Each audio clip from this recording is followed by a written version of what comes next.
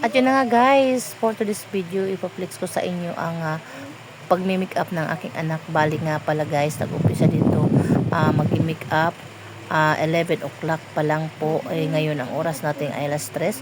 Kailangan po ito matapos guys bago mag alas 4. So ayan nga pala, may gaganapin silang JS From.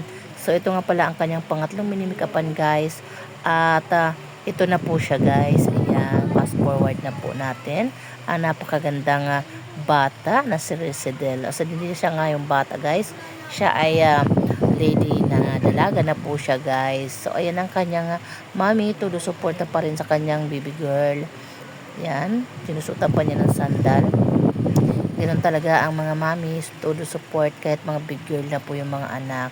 So yan guys, tingnan natin ang kanyang look. Diba? Ang ganda-ganda niya guys. Tapos ito na nga pala ang unang-unang minik-upan at dito na sila nag-aantay ng kanilang sasakyan. At ito po si Precious. Ayan.